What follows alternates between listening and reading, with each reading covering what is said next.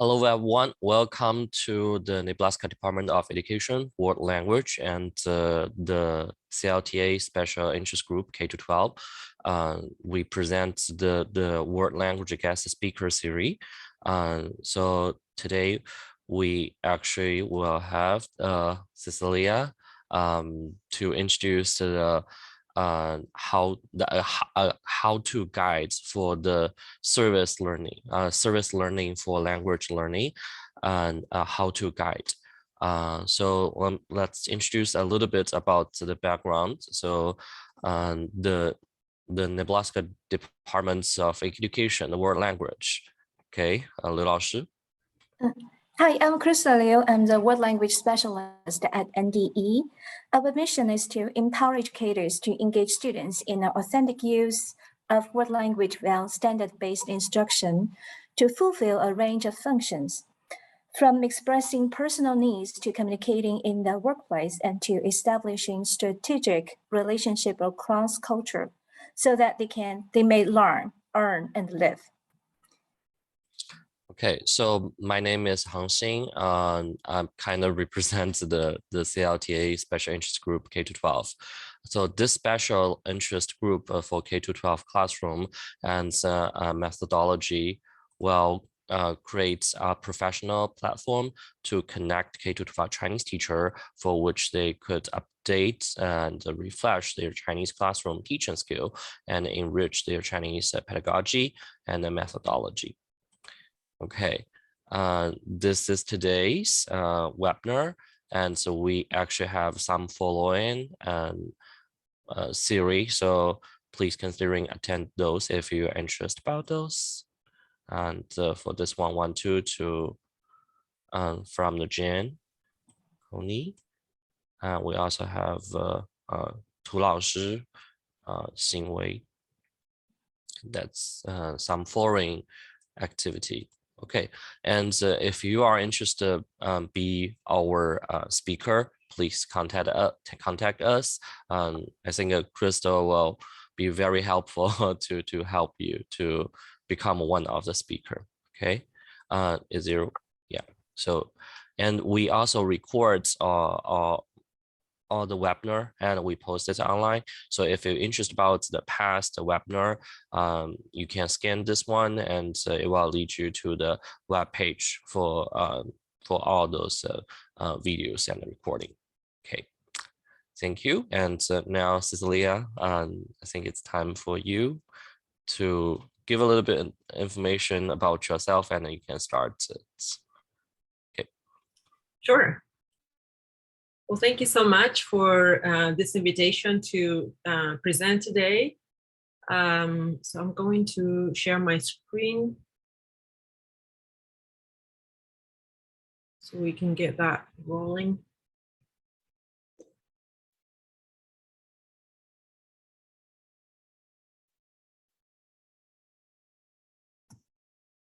Do you see my PowerPoint? Yeah, okay, perfect. So good morning, everyone. My name is Cecilia Tocaimaza-Hatch, and I'm an associate professor at the University of Nebraska at Omaha. I'm also there the graduate program chair for the various programs that we offer in language teaching. And I'm originally from Buenos Aires, Argentina. So a feature of my teaching at UNO is service learning, which is the topic of this webinar, which is titled Service Learning for Language Learning, a how-to guide. So in this presentation, I will introduce ideas that are foundational to establishing a service learning project. And we will also have time for brainstorming and thinking about a project that you can do in your class. So to get us started, we begin with some definitions. So I'm going to ask you during the presentation to perhaps participate a little bit in the chat. And so if you could, if you don't mind, if you could in the chat share a 1 or 2 sentence definition of service learning as you understand it now at this point.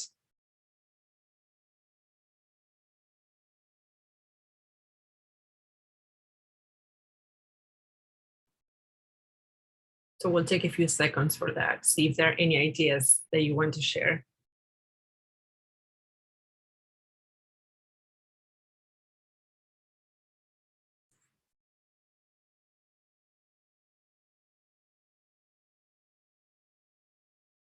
So using the skills and knowledge that I learned in class to affect change in one's community and world.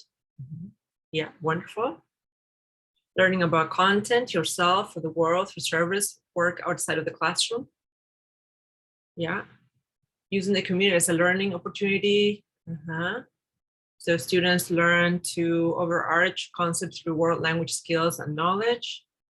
To learn by using what you have learned in classes from the community. Yeah, these are wonderful. These are wonderful definitions, and we'll get to some of these. Everybody in their definition has points that are very relevant to what service learning is. So we'll go over that now as our first step, really. So service learning is a type. It fits under a big category, which is what we call experiential learning. So service learning is a type of experiential learning, as you can see in that graph. But there are many ways in which students can engage in experiential learning, as you can see. And for instance, taking students on a field trip can be a form of experiential learning, where students have a more practical connection with curriculum content. Another example is a pre-service teacher who is doing a teaching practicum. So a practicum is another type of experiential learning. So what makes service learning different to these other forms of experiential learning? So this visual representation here helps us answer that question about what makes service learning unique or different to other types of experiential learning. So this is from Andrew Forco, and he uses a continuum to show what service learning is about and how it differentiates from other forms of experiential learning that also include work or service in the community. So on one end here on the left, you have volunteerism, and the focus of the activity is providing service to a recipient. So in volunteerism, there is not a focus on the service provider, only on the recipient of the service. Conversely, on the other end, on the right, we have an internship. So we focus here on the gains that the service provider reaps through the experience. For example, if my student is doing an internship in your school, I'm interested in what she learns from the experience. I am less concerned with how the school benefits from the time that the student spends doing the internship at your school. But in service learning, we look for this happy medium, right? So we look for a balance between doing something for somebody and what you gain out of it as well. So we look at this relationship of reciprocity. Yeah, okay. So there's a focus on both the provider and the recipient of the service. So here are a couple of definitions of service learning. So please take a look at the definitions, and in the chat include keywords or phrases that are at the heart of service learning. So we'll take here a few seconds just to capture those key phrases, keywords.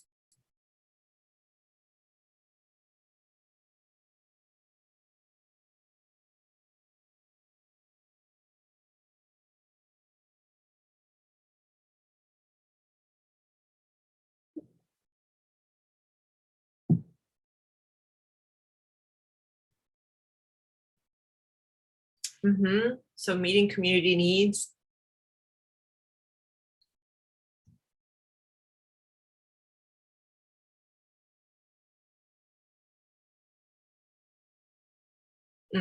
Civic responsibility.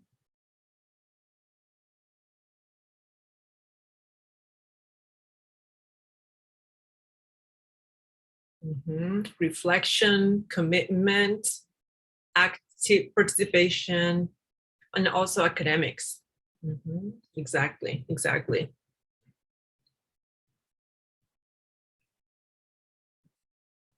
So as you noticed, then these are keywords or phrases that define what service learning is. So it includes active participation, It's about meeting a local community needs. It's integrating the service with the academic curriculum. It includes critical reflective thinking and also civic responsibility. So these are key elements of any service learning experience. Another important definition that we want to add today is what we call P16 Service Learning. So this is particularly relevant to teachers. So P16 Service Learning is defined as a collaborative, mutually beneficial experience between pre-kindergarten through high school students, college students, and a community partner. So here we have three partners. We have P16 students, a community partner, and college students. So the dynamics are a little different than what you see in your traditional service learning. So to summarize here, the traditional service learning model has two partners. So it has a community partner and college students. The P16 service learning model has three partners. So a community partner, P16 students, and college students. However, as we will see later in this presentation, it is quite possible to have other variations in these models. For example, a fifth grade teacher can have a service learning project with the kindergarten class in the school, in the same school. A college class can partner with third graders. A fourth graders can work with a community partner. So the partnerships that you see in these graphs can be flexible. So now that we have looked at some definitions and basic concepts about service learning and what service learning in a P16 setting looks like, so the rest of the presentation will address these three questions that are questions that I often get from teachers. So number one, in the first part, what can service learning do for my language class? Number two, what are examples of service learning projects for a language class? And then three, how do I create my own service learning project for my class? So we'll start now with the first question. What can service learning do for my language class? And there's a lot of research about the benefits of service learning in language teaching, and I will highlight some of them here today. So we start with L2 learners and the linguistic gains that they have from the experience. So through service learning, students can experience genuine language negotiation. They can improve their proficiency in the target language. They gain cultural and pragmatic awareness. They learn vocabulary. They renew their motivation. They get motivated to continue learning the language.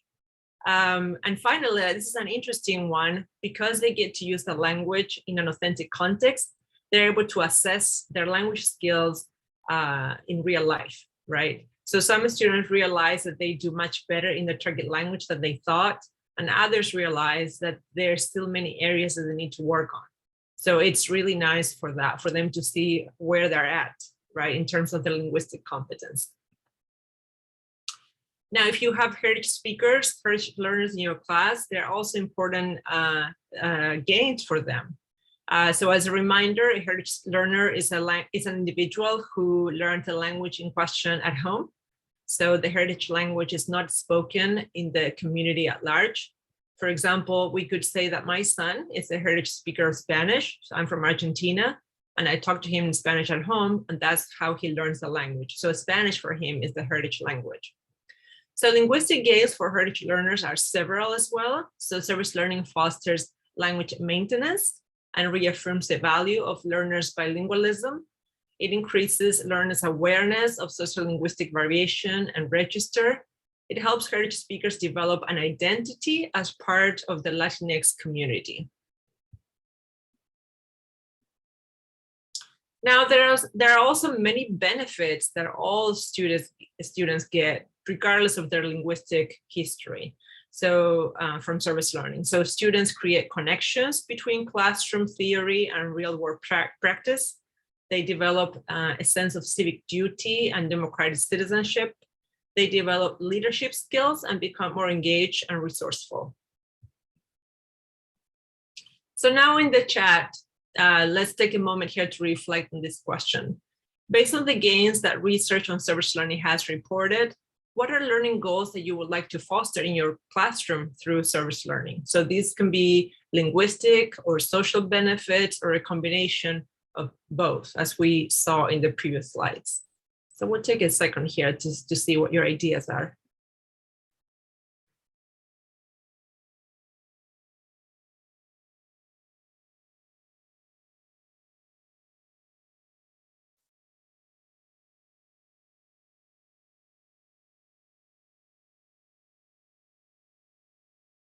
So anything linguistic or social? Is there a particular linguistic area that you would like them to develop? Yeah, motivation. Yeah, you want to increase their motivation for continued learning the language. Yeah, solving problems. Yep, exactly. Exactly, and it aligns nicely, right, with the actual standards as well. So yes, wonderful. So far we have looked at benefits for learners, right? But as we said before, the nice thing about service learning is this reciprocity. So we want to make sure that we are doing meaningful service for the community. And so now I'm going to give you just one brief example of what service learning can do for the community partner. So to exemplify what service learning can do for a community partner, I will speak about a study that I conducted in 2018 that was titled Affordances for Learning and Maintenance of Bilingual Children's Home Language Through Service Learning. So the study reports on a service learning project where my advanced Spanish conversation class at UNO did with a nonprofit organization here in Omaha, which is called Completely Kids. Some of you might be familiar with it. So Completely Kids serves close to 2,000 children, and as noted in their website, their goal is to ensure that families have access to the knowledge and skills necessary to break the cycle of poverty. So the children that participated in the service learning project that I will describe now were mostly Hispanic and younger than 12 years of age. So for this project, in partnership with Completely Kids, my students organized an after-school reading program. The children participating in the program were between 4 and 8 years old, and they had been born in the US to Spanish-speaking parents. And the purpose of the after-school program was to foster maintenance and learning among young bilingual children. So in other words, we wanted to promote maintenance and learning of the Spanish language. And so what did my students do as part of this project? They had bi-weekly 1-hour lessons for 3 months with a group of children. During the lessons, they read, they learned vocabulary, they played games, and they conversed in Spanish. And at the end of the semester, we hosted a party at UNO for the children and their families, and where they came and had a good time on campus. So it is worth noting that before starting the service learning project, my UNO students had to prepare to engage in this activity, and they had training on lesson planning. They learned about interaction strategies with children. They also learned about the nature of Spanish as a heritage language in the US and what that means. And for me as the instructor, my goal was to have my students immersed in the Spanish language and to use it for authentic purposes. And then as a researcher, I wanted to explore what the children from Completely Kids were gaining from that experience. So that picture here is from my students working in Completely Kids. And so as I was saying, because I wanted to conduct a study, I needed to collect data, right? And see how, if I saw any evidence of benefits for the children. And so for the data collection process, my UNO students recorded their lessons with the children. I attended the lessons myself and took field notes, and UNO students wrote reflections on their experiences. And also when the program ended, I interviewed the children's parents and the coordinator at Completely Kids to have information on their perspectives on this after-school reading program. And as I mentioned before in my study, I wanted to find out if the experience was useful to the children in completed kids, right? And so for this purpose, I carried out a qualitative analysis of the data that I collected, all that data, and including the transcripts of the lessons, transcripts of conversations with the parents, with everybody, and my students' reflections. And I use two constructs for the analysis of the data. So the first one is what we call linguistic affordances. And linguistic affordances are defined as knowledge building exchanges that represent opportunities for language learning. So for instance, teachers who talk about football and tell their ESL students about the Cornhuskers. So these students are being exposed to many linguistic affordances where they can learn, for example, specific terminology to talk about football themselves. So the teacher creates linguistic affordances on the topic of football. So that's what a linguistic affordance means. The second construct that I used in the qualitative analysis was what we call social affordances. So social affordances represent the development of information that results from the exchange, even if unspoken, which, you know, and these are also, again, information that promotes learning.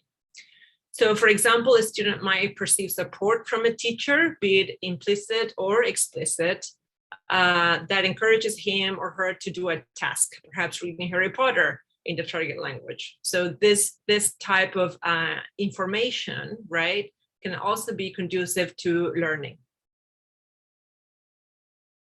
So in my analysis, I looked at how these two constructs, linguistic and social affordances, emerged in the data. And I start here now describing some of the linguistic affordances that I found. So what I saw in my data were that children and my students were interacting about a variety of topics. So they talked about animals, they talked about family, school, colors, numbers, star constellations, food, feelings, holidays, days of the week, birthdays, and telling the time. So in these conversations, the children often ask questions like, what does that mean? Or how do you say this? So these moments represent opportunities for learning, right? So these are linguistic affordances. There were also linguistic repairs being done, and it wasn't just the UNO student in the role of teacher correcting the children, but also among students. So one child would say to their, you don't say it like that, you say it like this. So all of these opportunities emerged because we had this project going on. So overall, then I concluded that there was evidence in the reading program, that the reading program supported language learning and maintenance for the kids that were part of Completed Kids. Now, in addition to the linguistic affordances that I described, there were conversations and behaviors that encourage maintenance of the Spanish language. And these social affordances are summarized as these themes that you see here on the screen. So first, service learning encouraged children to realize the importance of speaking Spanish. There were many conversations with UNO students about why they were having this after-school program and why UNO students were learning Spanish. So these conversations always encourage children to appreciate their bilingualism, and particularly Spanish, the language of their families. Second, service learning showed them that there are non-Hispanic people who wish to learn their language. So this was very interesting because the children were used to seeing Hispanic individuals speaking Spanish, but they were surprised to some extent to see non-Hispanic individuals who speak and love the language. And third, service learning helped the children to gain confidence in their current skills. At times, children hear negative comments from their families telling them that their Spanish is not good enough. And this impacts how willing they are to continue speaking Spanish or to continue learning it. And I have an excerpt here from the lesson transcripts that I will show you. So you can see how a child and UNO participants interacted and built social affordances, particularly the last item, number 3 here, on helping children gain confidence and encouraging them to continue to learn and use the language. So this conversation unfolded during a lesson while the children were engaged in a coloring activity. And a 7-year-old child spoke of the difficulty she experienced speaking Spanish. So my students identified here are KS and SG, as you can see here in the transcript, and they interacted with the child and reassured her in her abilities. And I was part of the exchange, I was RE. So this is a bit of a long example. So that continues on the next slide, so please bear with me. So here we can see that the child says, my daddy knows Spanish, but he doesn't know English, but I don't know much. And then the student says, it's okay. And then I asked, and which one do you like better? And the child said, English, right? So we can see here how she's not feeling too confident about her Spanish skills. And then we say, why? Because I don't know how to say things. Sometimes it's difficult, right? When you do it in Spanish, it's very hard. It's hard because I don't know how to speak very much. And then everybody responds, no, you're fine, it's okay. And then she said things like, sometimes I know like a little, I like the word be, things like that, right? And then everybody responds, it's okay. And then my student said, sometimes I don't remember words in Spanish and it's fine. Mm-hmm. And then the child says, it's difficult for me, but I already know a bit more. And then we were all encouraging and saying, yes, you're learning. And she agreed with that. So this kind of shows, right, demonstrates how children might struggle with their own perceptions of how well they speak the language. So the service learning program created a space in which the language was valued and it was encouraged, regardless of their current skills in the language. So therefore, the purpose of this investigation had been to explore how an after-school Spanish program designed as a service learning project carried out by a university class could promote the home language, in this case, Spanish. And the analysis and identification of linguistic and social affordances demonstrated how valuable a program such as this can be in fostering language maintenance by targeting both the children's linguistic and social needs. So these findings suggest that programs rooted in service learning can contribute to the preservation of the heritage language in a partnership where both college students and children interact and benefit from the exchange. So a little while ago, I asked you to share with me what your learning goals for your students would be for a service learning project. Now, I would like you to narrow down your learning goals to 3. And so that's the first prompt. Based on the gains that research on service learning has reported, what are 3 learning goals that you would like to foster through service learning in your language classroom? So that's the first prompt. And the second one is, how could your class provide meaningful service to the community? So in other words, how do you engage your students in a service learning project where they benefit, but they also do something meaningful for their community, as we saw in the study? So we're going to take a few seconds here, 30 seconds then, to reflect in the chat.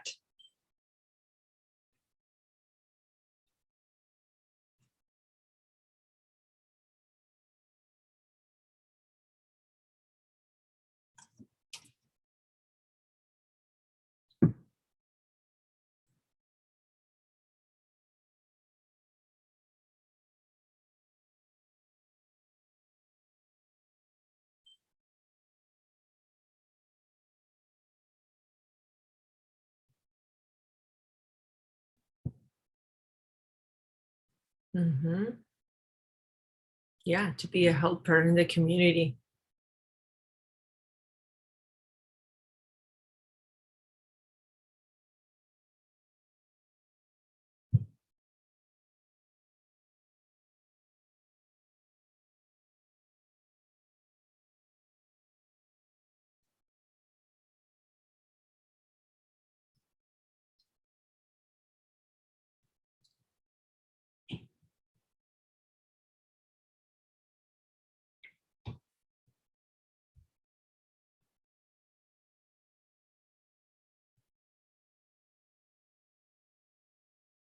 Mm-hmm. So problem solving, meaningful communication, better understanding of the target language community, right? So understanding the target, the culture of the target language, right, here locally.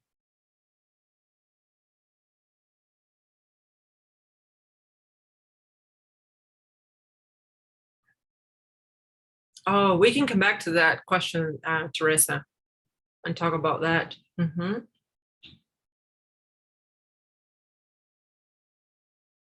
Yep.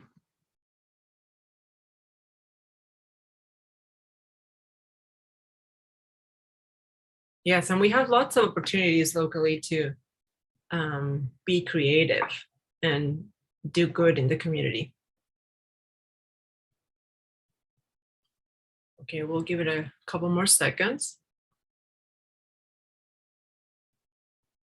Yeah, I like that idea. So storytelling, right, to improve their writing skills. So have story time in the library with the local kids. I have a colleague who did something like that. Homework club.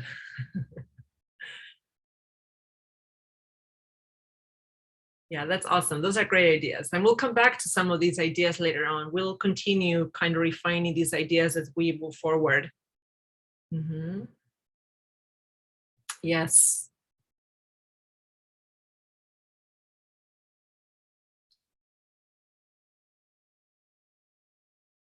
Oh, yes.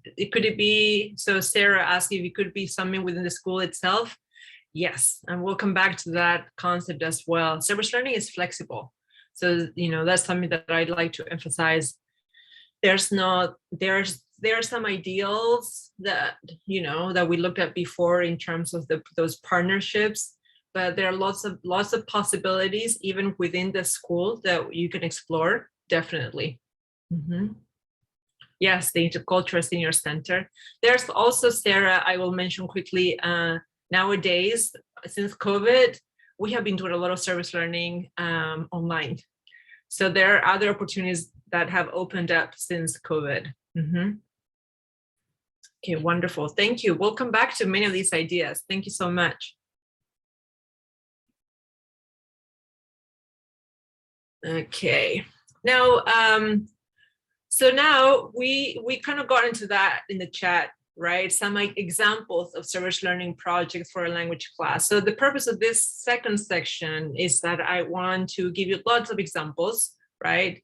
For you to be inspired and create your own project, because it is perfectly fine to replicate service learning projects, take ideas, make them your own. And so we start here now with projects done at the University of Nebraska at Omaha. And then I will show you examples that have been published in the literature on service learning. There's a lot of that as well.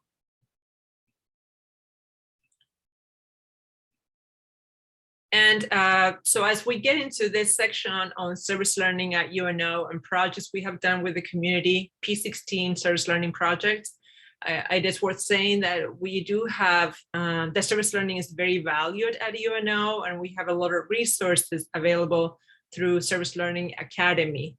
So they support faculty and community partners working together on any service learning project that we engage in.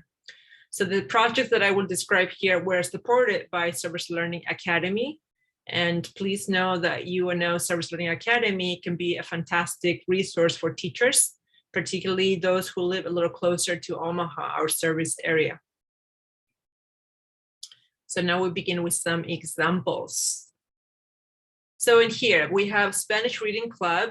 This is one that I did, and I'm gonna call it P16 Service Learning Light because it happened during COVID. And so the partners, was a UNO upper level Spanish class and third graders in a dual language program in OPS.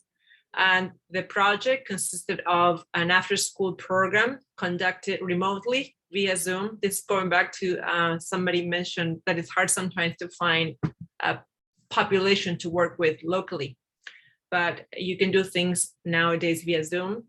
And so the UNO students led discussions and games in this club, after school club in Spanish.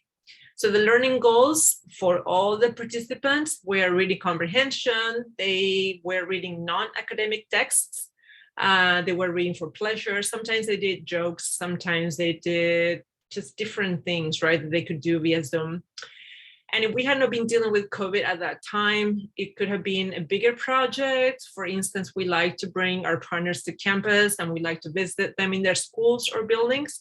But because of COVID, we couldn't do that. But, you know, we could do other things, and that was fine. Here's another project. It was called Watch Me Grow. This is another P16 Service Learning project. The partners were 3rd to 5th grade classes, UNO classes from the intensive language program. So they were learning English as a second language. And they got together and they developed a cookbook with student favorite cultural recipes. So the students were grouped together and they learned about each other. And it's interesting because multiple languages were represented in this project.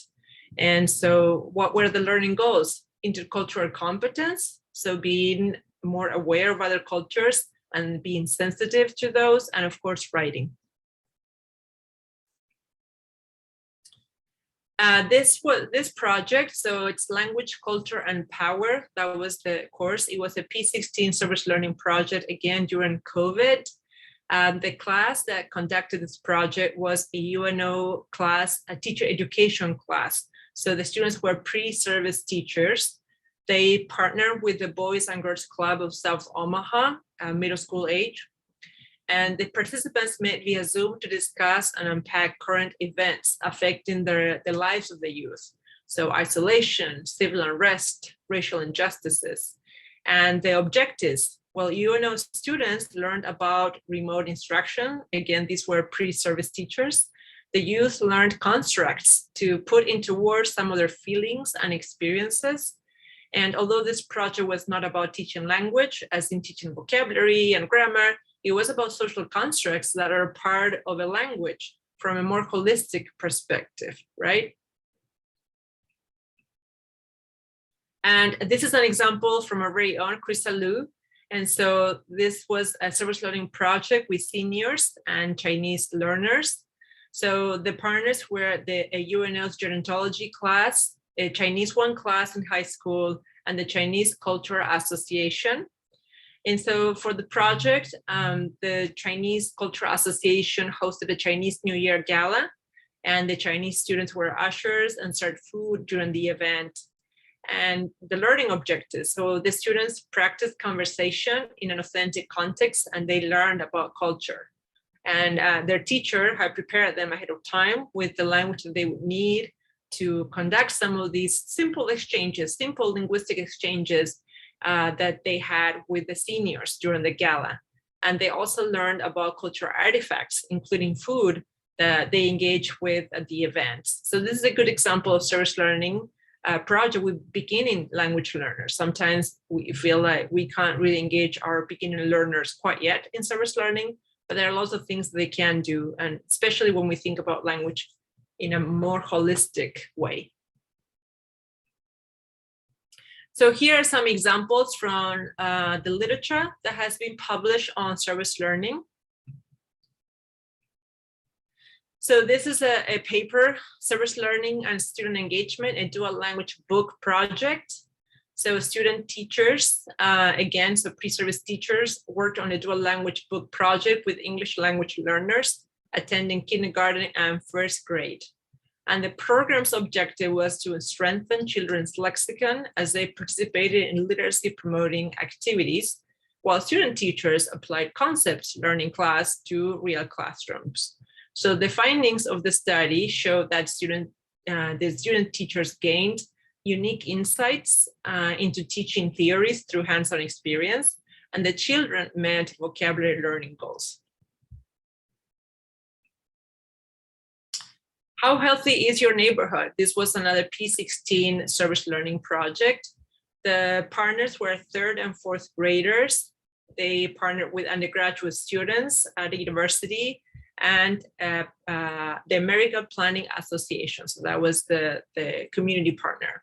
So the goal was to learn about ways in which individuals can foster a healthy neighborhood. So this was a brief project. So they worked together over for over a few weeks. So sometimes projects don't have to take a long time. Sometimes they can take 1 year, sometimes they can take a few months, sometimes they're a one-time event. And so during 3 weeks, the participants work independently and then got together, right, to do certain parts of the project with each other. And this included the subject areas were several that were targeted. So we had English, social studies, and technology. The project was carried out in English, but I see that this can be applied to any language class, right, where the students now use the target language to make the product. And so the college students developed curriculum on healthy neighborhoods. They visited the elementary school children, and based on the interactions with the school children, they developed a game that taught about how to have healthy neighborhoods that was then donated to the children. Elementary school children developed presentations to discuss issues about their neighborhood. So they later on presented to city officials.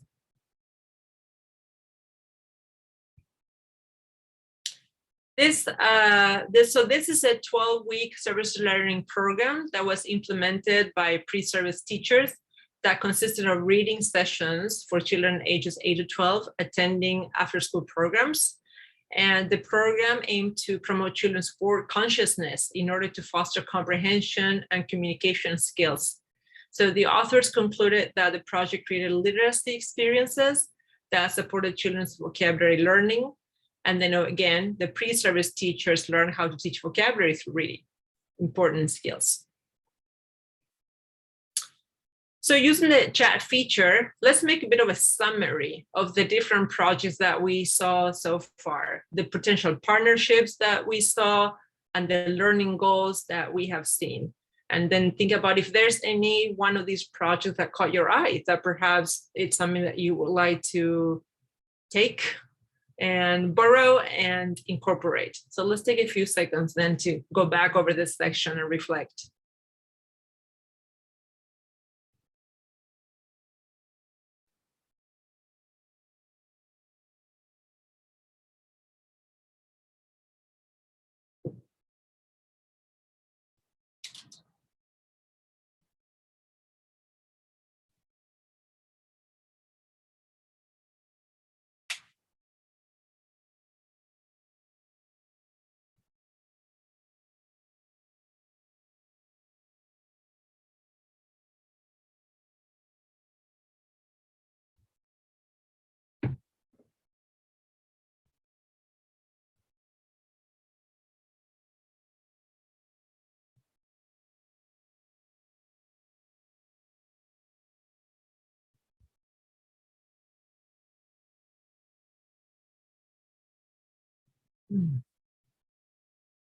The after-school reading club. Mm-hmm.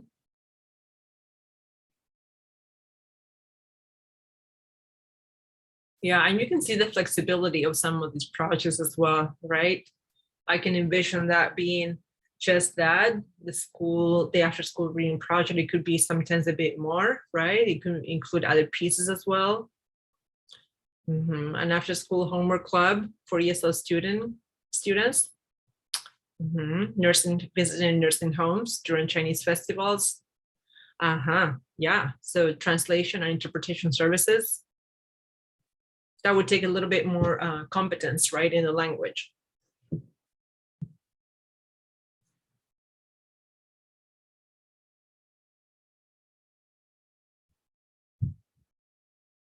And again, always think about what the project is doing, what the learning goals are, right? Because that's where you make those connections between the service and the classroom. La Sociedad Honoraria Hispánica. How to do more with novice level students. Yeah, we can talk about that. So at the end of this presentation, we'll have some time to plan and discuss. So yeah, we'll come back to these questions and we can talk about them all.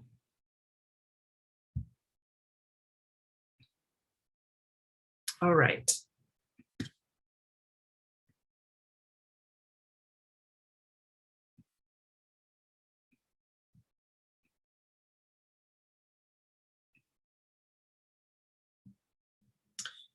So, from the examples that we saw so far, there are many that might serve as a model, and that might align with the learning goals that you have for your class. That's what we're trying to kind of take notes of some of these ideas. And again, you can take some of these ideas and then make them bigger, make them smaller, adapt them in some way. For example, if you're working with novice learners, then we can think about how we can do one of these projects where those novice learners are engaged with the skills that they currently have, or working in such a context where the teacher could provide some of the tools that they will need in order to use the language in an authentic manner, but with some of those linguistic crutches that the teacher can provide. All right. Now, in this third and final section of this presentation, we will discuss how you can develop your own service learning project, right? But first, a word to the wise in the form of a brief video. So let's see if this works for me.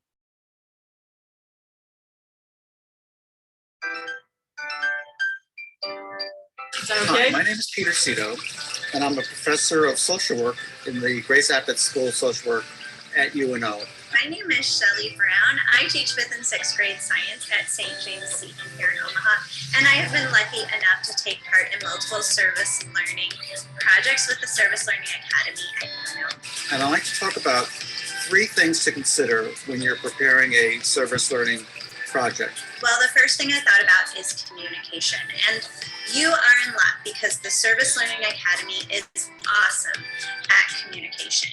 When you first meet with the nonprofit and the professor you're going to work with, there's lots of really big ideas, big projects, lots of big plans. What the Service Learning Academy helps is take those big plans and make them into something concrete. They also help as you continue going along in your project, as things change.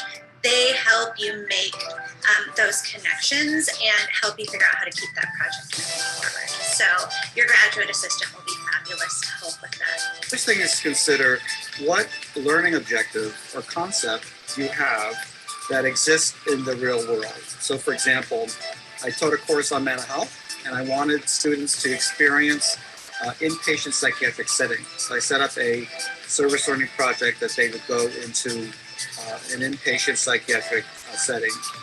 The second thing to consider is to have the second thing that I think you need, which you already have, is your strength as a teacher in knowing your students. So your UNO professor is going to be an amazing expert on the material. However, you are the expert in your students, and you're the expert in your students on how to get them excited about the project. You're the expert in how to teach them the concepts and how to take the information from the UNO professor and his or her students and make that relevant and interesting and understandable to your students. You are the one who can figure out how to take your standards and have them fit what your project is. So you want to make sure that you are aware of all the strengths that you have as a teacher in relating to your students and being an expert in your students.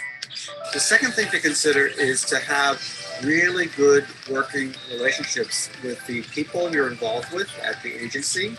And so there you need to plan, spend some time talking, sharing, inviting them to class, having them speak while your students are at the site. So that way you make it more real and make it as authentic as possible. The third. The last thing that I can think of that you need for a successful service learning project is to be adaptable.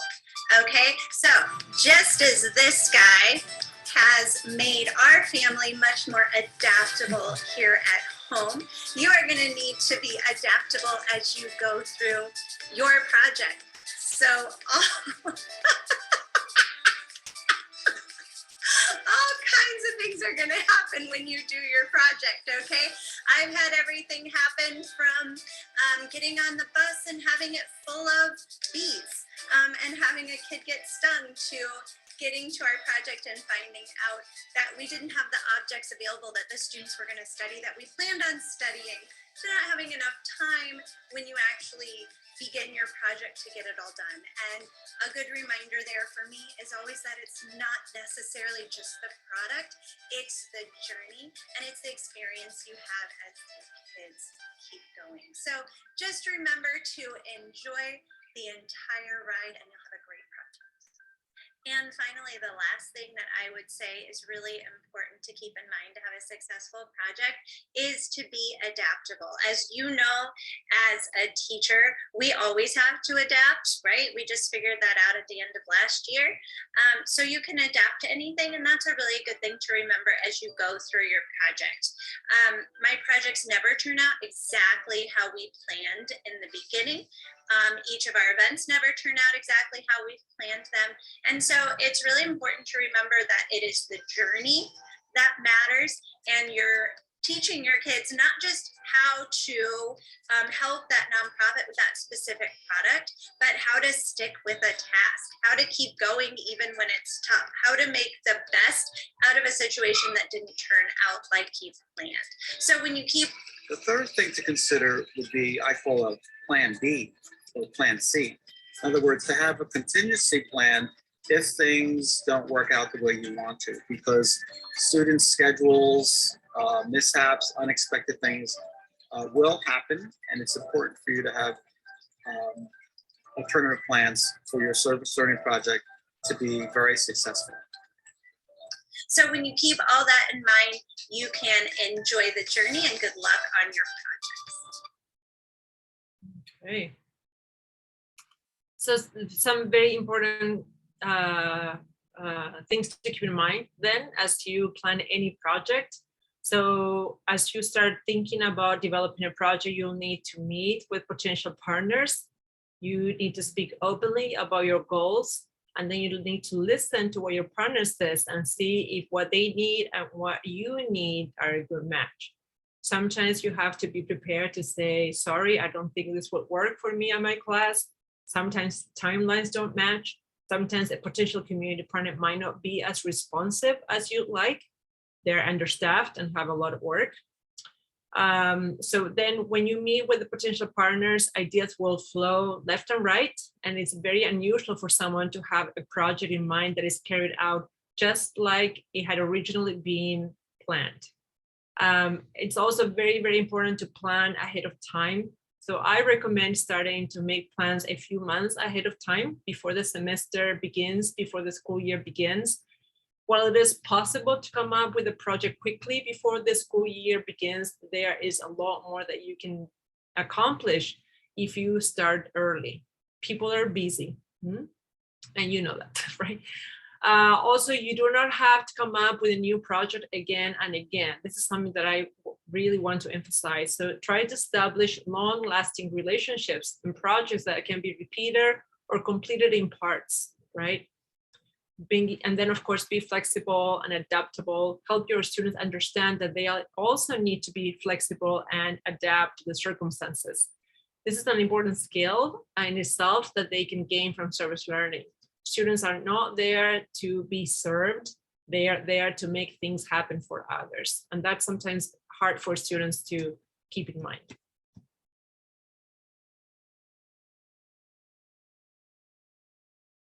So it's important then, as I was saying, to know your community partners and know their needs, right?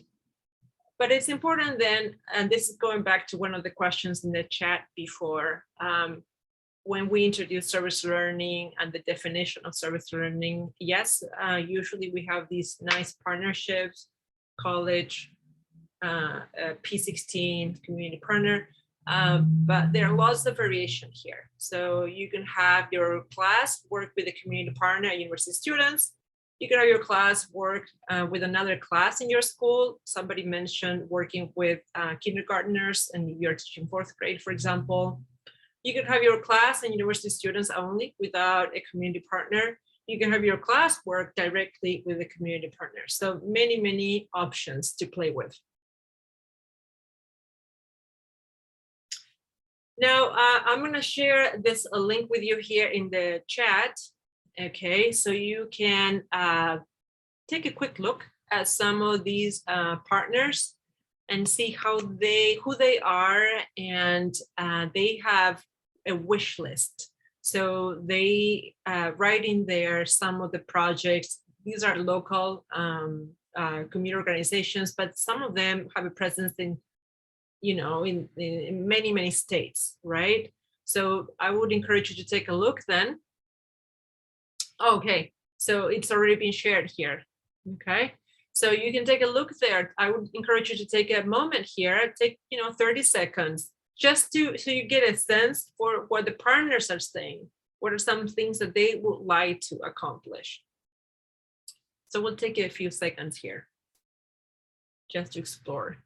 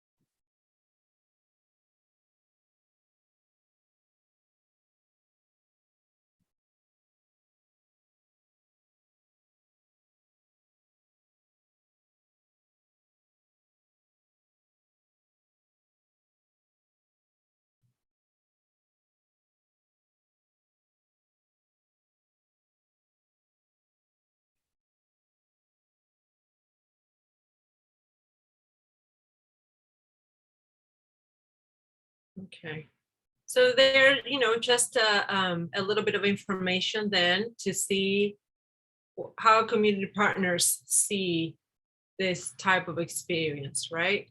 Now we're going to switch to another document that I would like to invite you to open, and it's a project planning template from Service Learning Academy. And I think Crystal has shared that as well. Okay. So if you would like to open that. So what we're going to do now is we're quickly going to go through the parts of this template. Of course, you can do this even if you're not working with us in UNO. You can, because this template will give you guidance on how to think about your project, which, as I said, can be done with a variety of partners. You don't have to partner with us. Okay, but it helps you keep in mind then what are some key pieces to any project. So on the first page of this document, you will find a question. And the question is, what are the community identified opportunities your project addresses? So here's, right there on the first page, right? What kind of meaningful service are you looking into providing through your project? So as you start thinking about any project, remember our goal in service learning is to meet a meaningful need in the community, right? Provide meaningful service. Okay, so then once you establish that, on the second page, what are the learning outcomes, educational standards or skills within your subject area that can be applied to this project? So now so far we have identified on page 1, meaningful service, 2, connected to the curriculum, right? If your service does not have a connection to the curriculum, then we don't have service learning, okay? We have other forms of experiential learning, which are beautiful and great, but it's not service learning. Service learning needs to have meaningful service and a connection to the curriculum. At the bottom of page 2, we have these other student outcomes, right, that can be identified. So as we had noted in the beginning of this presentation, there are many benefits to service learning that have to do with being a member of the community, developing leadership skills, personal growth in more general terms. So those are additional goals that we want to identify. And then how does the project, on page 3 now, how does the project integrate diversity? So here you think about your students. Who are they? how old are they? You think about race, ethnicity, religion, socioeconomic experiences, and interests.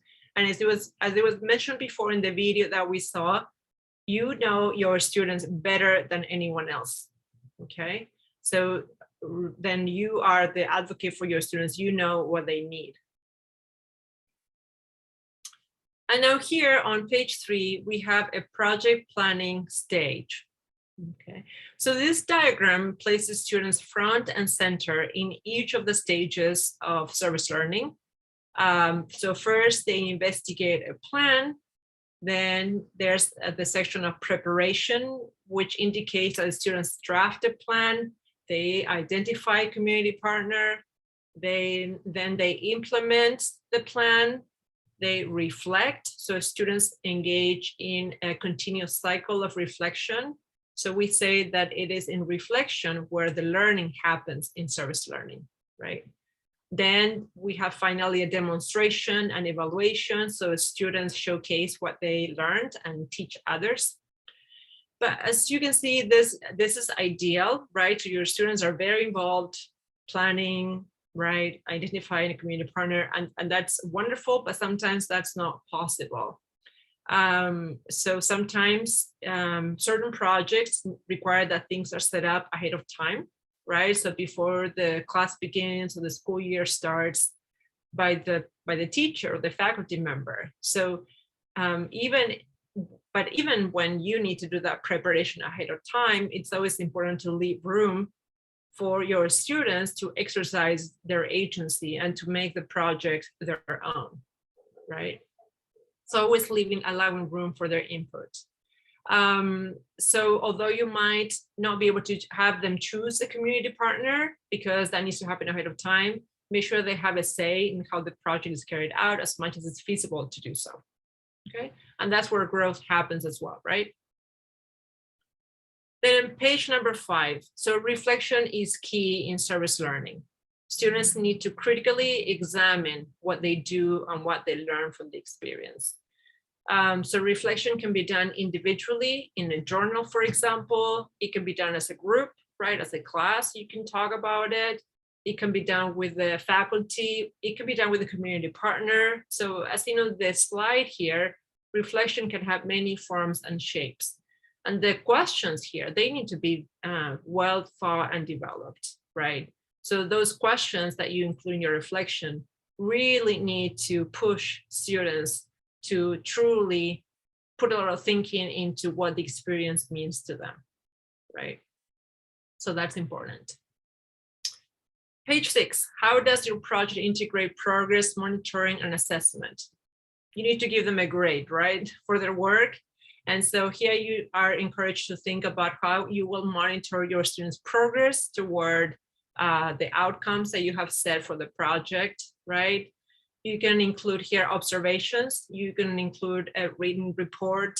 You can give them grades for their reflections, for their oral presentations. There are many ways in which you can assess if the outcomes were met.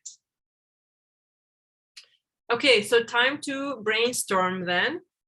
So let's see, we have, we'll take a little time. We'll take 10 minutes then, and we can do a couple of breakout rooms. And unless you guys prefer to stay, we're not a big group, so we can stay. Would you prefer that we stay together and do some brainstorming, or would you rather go on a breakout room? I'm gonna let you exercise your agency as participants. So tell me in the chat, stay, okay, sounds good. No breakout rooms. Nobody likes breakout rooms, I understand that, yeah. All right, so let's,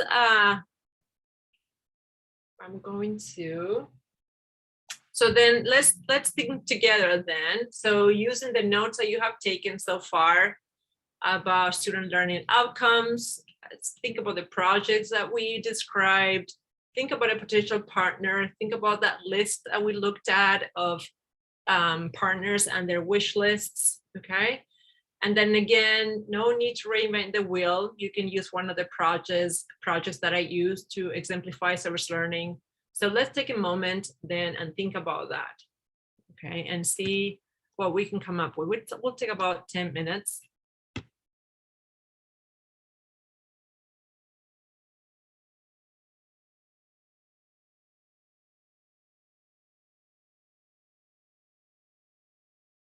And I'm a teacher, so I'm okay with silence. So I can wait. So we'll take about a few minutes if you want to think about it. And then when you're ready, you can share or we can brainstorm together as you would like to proceed.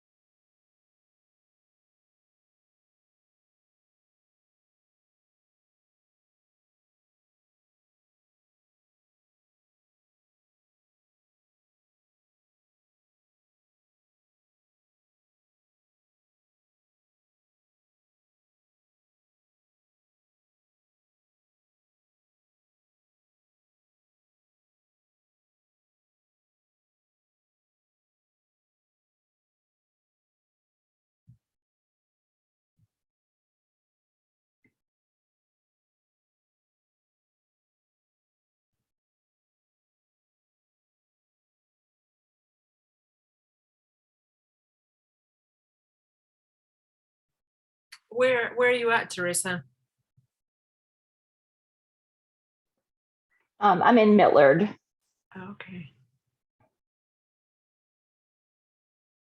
Yeah, we've done some interaction with, like, we do after school Spanish clubs with Sociedad Honoraria Hispánica. But obviously those aren't my students in my curriculum. They're in the honor society. But we teach at Harvey Oaks in a session in the spring and in the fall as well. And then we are at Ezra Millard in the fall, and then we're at Aldrich in the spring. But I used to be able to have my IB or AP kids come once a week and teach little elementary classes, but the curriculum has just gotten so much more challenging that teachers just don't have the time to spare during the day for their students to have a lesson in Spanish. But I wonder if we couldn't set up a voluntary with students who on their own time could interact either through Zoom calls or through letters. It might need to be through letters. I feel like there's a lot of red tape as far as when people are meeting, because I was told already when we were in COVID, we had set up some little tertulias that we were going to do where students could come and practice their Spanish. But I literally had to be in the room for every single interaction that happened, because if students were in a room together and there was no adult there and something went down, then so I wonder if a high school and an elementary kid could even do that unless there's a teacher like sitting right there. So there's, I guess, a lot to research before we would have a face-to-face situation. Right. What we have done, so Zoom is a good option. What we have, it's just people sometimes get a little tired now of that, especially students, right? So face-to-face is always fun. So what we have done, we work with OPS, and usually our students have to go through all the process of getting background checks and things like that. And so that's like right now, I'll share a project that's happening right now that a colleague is doing with a school. So have you guys heard about the One School, One Book initiative? So sometimes, schools adopt, elementary schools, right? They can adopt a book where everybody reads the book, the same book, right? And so the librarian organizes that. And so students who speak Spanish, they can receive the book in their language or any other language, right? So it could be used in any other target language. And so what my colleague is doing is that, so in the past, the programs that are available in terms of the materials that come with the book and what the company provides, it's all in English, of course, right? So then what the students are doing is that they're actually developing the materials that accompany the reading in Spanish in this instance. So then those who read the book in Spanish can have the accompanying materials in Spanish. So the idea for us will be that to make that available, so then other schools can continue to use those materials that accompany the book in question, right?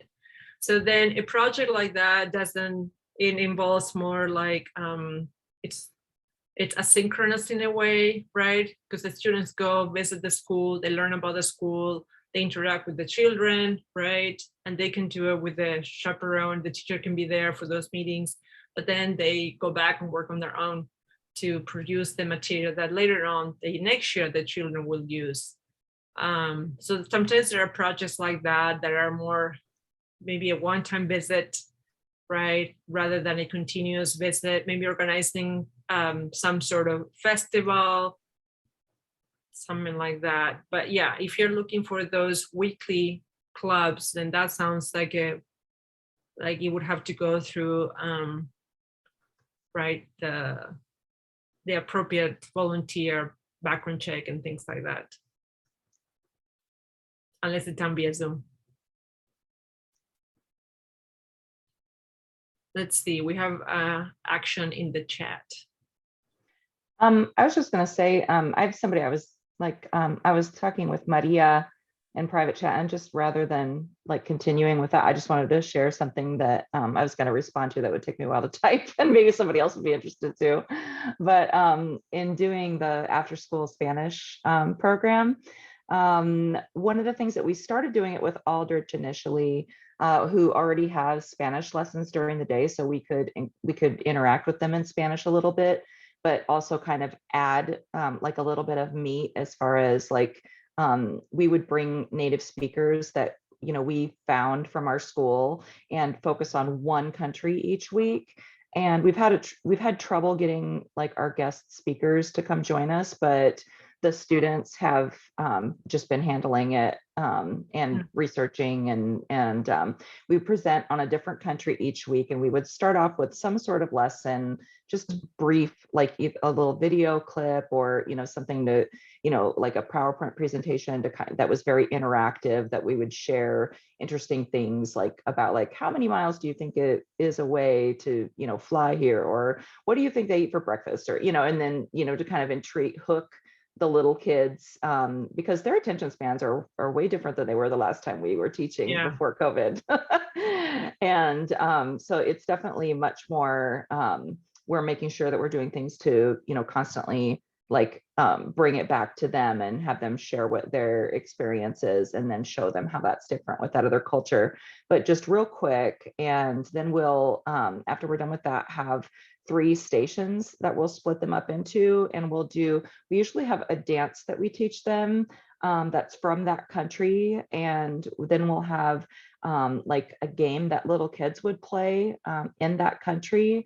And, it's pretty easy to find something that is simple enough that they can just learn a few vocabulary words. And then the kids are using it in like frio, frio, frio, caliente, like for, playing hot and cold where they hide something. Or we played congelado, which is like freeze tag, this last week. Or sometimes they're like a little more intensive, like where you have the kids learning a song that they're doing, like there's a song that's sort of like London Bridge, like a la víbora de la mar, and then they like pull their hands down whenever they say está, está, está.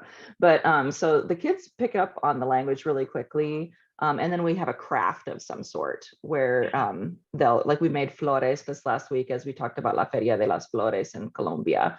And we saw the silleteros and that sort of thing. So just kind of having like physical activity, a craft they can take with them, try to find a snack that we can bring that represents from that country. So we've kind of shifted from doing like, this week we're learning about like, different things in school, and, and turned it more towards a cultural perspective and adding like some physical and kind of interaction and kind of like warming them up to the different cultures. So think if you were to include, for example, partner with El Museo Latino to do something like that, what if you were to, organize maybe one event at El Museo Latino, right? Maybe at the end of the school year, where the students host all those stations, right?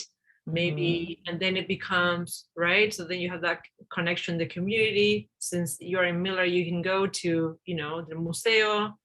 So then that, where you start having those contacts then with the community, and you do a service, right? And then the students are come in contact with the we have had the little kids make cards for the Intercultural Senior Center before, which was really cool. Yeah.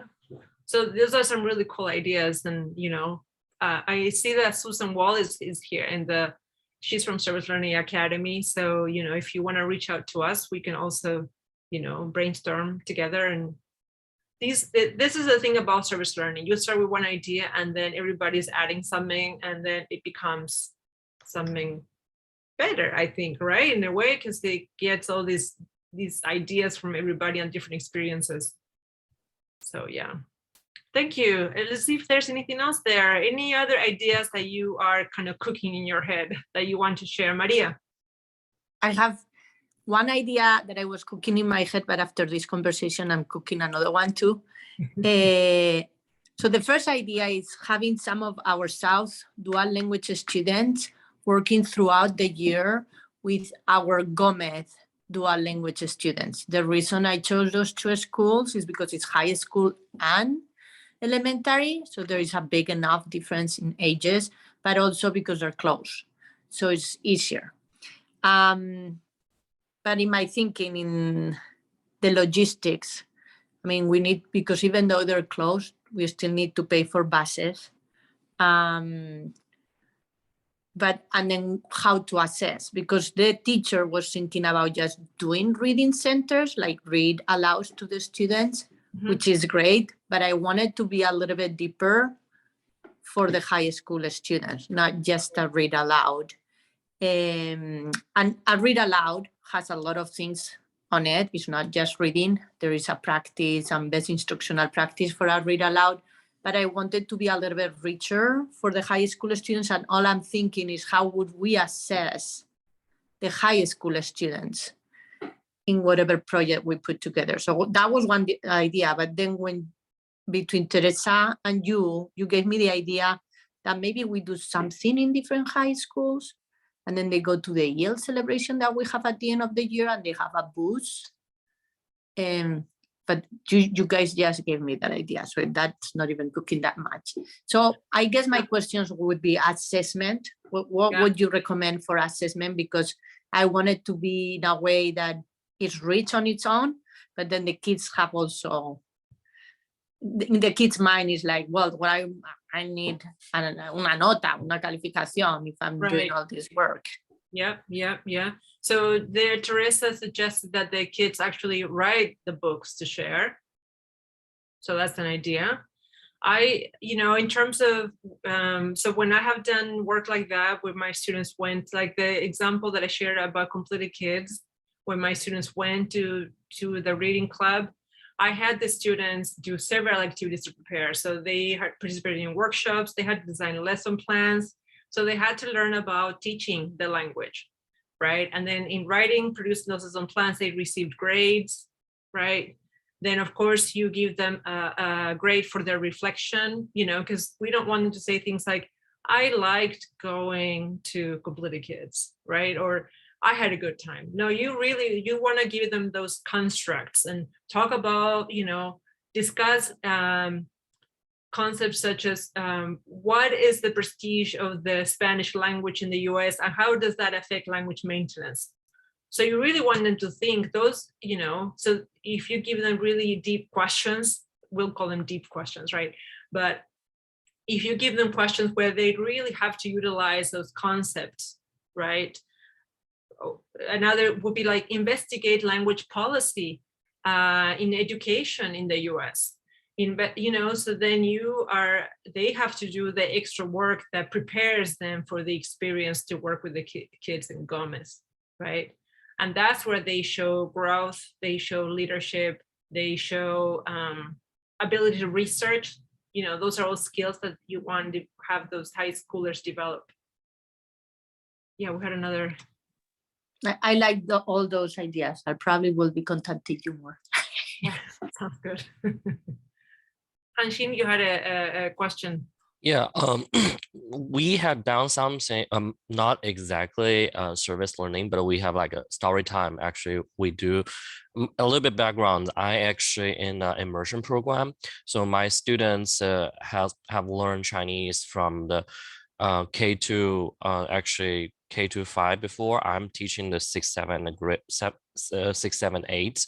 So some of my 8th grade students need a service hour to get to the National Honor like the Honor Society. So we actually take them to, we have two events before. One is take them to a library, so they actually will read the Chinese story to local kids for like doing that. A second activity is actually we will take them to the senior house. So they will help with the seniors to decorate some festival or help them to get some information. For the first one, for the storytelling, I will say lots of time I see their improvements. The first time they are very shy and like don't know how to interact with kids. The second time it's much better. They actually will show the picture book and actually ask question, and for the young kids they will checking their understanding.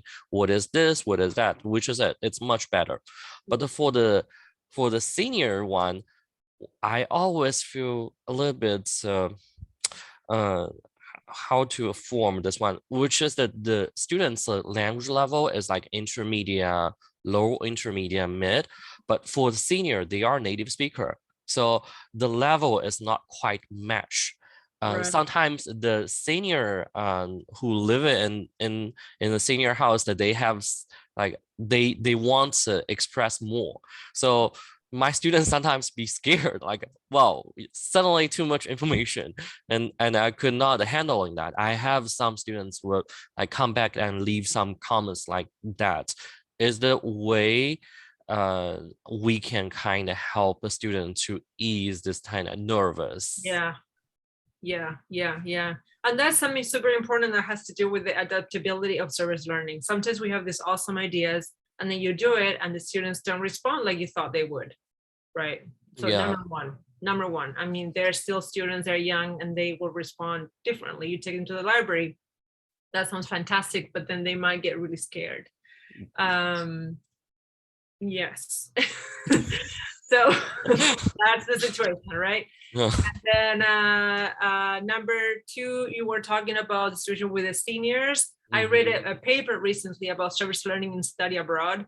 And so it talked about how the students were interacting also with seniors.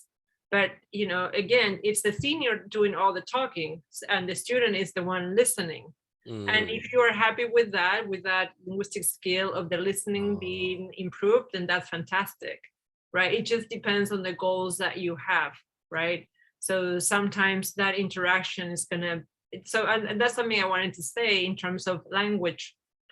When we think about service learning, it's good to think about language in a broad spectrum, right? So language is more than speaking or writing, or right? So it's pragmatic competence. Can they look at the gestures that those seniors are making? Because that's part of language and communication. So that would be a fantastic context to learn about things like that. What body gestures are they using, right?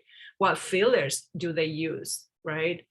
And that's going to depend on the teacher, how they guide that, right? We are talking about cultural aspects. Can they see things that observe artifacts, perhaps that they can reflect or research, right? So again, language is broad, right? So service learning can help with different pieces of that language competence, right? I like the idea somebody mentioned to do a play at the library. That would be really awesome, because there's a lot of literature on theater in language learning now, and what it can do for your students. So perhaps that preparation would be really nice, right? Yeah, Maybe we have a similar idea too, which is right? probably I will try to promote the idea. We actually do the storytelling by season. So last time is winter season, now is a spring season. So maybe in the fall season, or sometimes if we could make them have a show of like a little play, or like sock puppets or something like that. Yeah, That will be something interesting. that's wonderful. That's wonderful. And follow up by the about the younger kids. We do need the brain break time. So we kind of like will do a story for 2-3. Then after that, we kind of like design some reviewing activity with them, like with the bingo but playing Chinese number. Yeah. Or sometimes kinesthetic, like just throwing the sandbag, or some toss the bag or something like that. They need a Right. brain break. Otherwise, it just could not pay too long attention at that time. Yeah. Exactly. Right.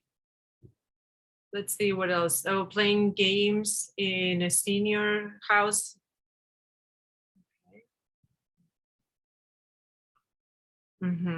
Okay, so in World Languages Week, maybe your class prepares during the year to host an event somewhere, either at the school, maybe an open house, maybe you go to the library, you partner with the library, right? And the library is your community partner in that sense, so the students learn about what the library does, right? And then they learn themselves how to, what the library offers. It might enrich their own lives by learning about the library, right? So trying to think about all these different ideas. This is so wonderful. Thank you so much for the questions. I think we have reached our time, and I don't want to take more of your Saturday. You need your break from schoolwork. But thank you, everyone. And please feel free to reach out to us. Here's again my email. And again, I'm the graduate program chair for various programs at UNO. And if you're interested, we would love to hear from you. And I can guide you also to different resources that Service Learning Academy provides. Thank you, everyone.